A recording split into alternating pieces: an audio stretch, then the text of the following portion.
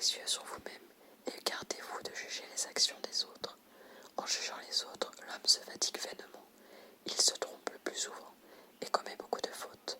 Mais en s'examinant et en se jugeant lui-même, il travaille toujours avec vous.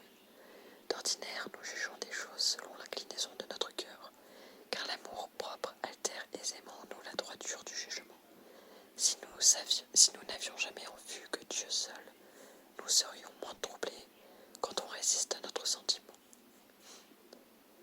Mais souvent, il y a quelque chose hors de nous ou de caché en nous qui nous entraîne. Plusieurs se recherchent secrètement eux-mêmes dans ce qu'ils font et ils l'ignorent. Ils semblent affermis dans la paix lorsque tout va selon leurs désirs, mais éprouvent-ils des contradictions? Aussitôt, ils s'émeuvent et tombent dans la tristesse. La diversité des opinions produit souvent des dissensions entre les amis, entre les citoyens et même entre les religieux et les personnes dévotes. On quitte difficilement une vieille habitude et nul ne se laisse volontiers conduire au-delà de ce qu'il voit. Si vous vous appuyez sur votre esprit et sur votre pénétration, plus que sur la soumission dont Jésus-Christ nous a donné l'exemple, vous serez très peu et très tard éclairés dans la vie spirituelle. Car Dieu veut que nous lui soyons parfaitement soumis et que nous nous élevions au-dessus de toute raison par un ardent amour. Deuxième extrait du chapitre 16, qu'il faut supporter les défauts d'autrui.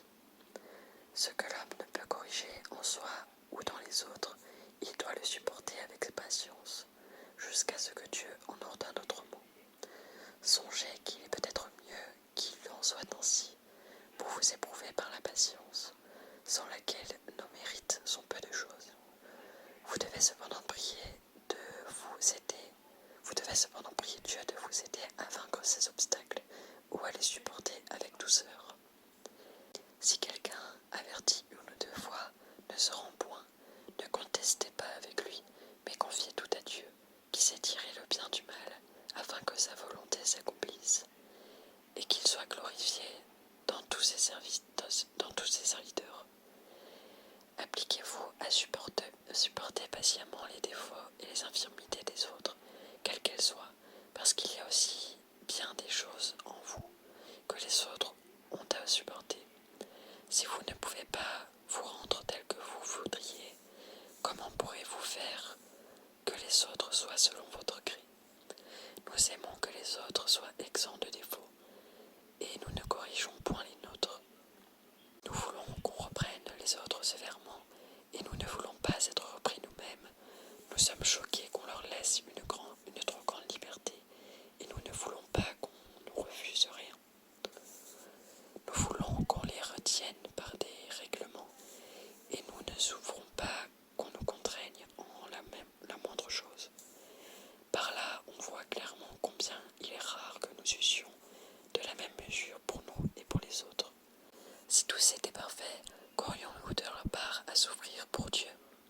Or, Dieu l'a ainsi ordonné, afin que nous apprenions à porter le fardeau les uns des autres, car chacun a son fardeau. Personne n'est sans défaut, nul ne se suffit à soi-même, nul n'est assez sage pour se conduire seul, mais il faut nous supporter, nous consoler, nous aider, nous instruire, nous avertir mutuellement. C'est dans l'adversité qu'on voit le mieux ce que chacun a de vertu, car les occasions ne rendent pas l'homme fragile.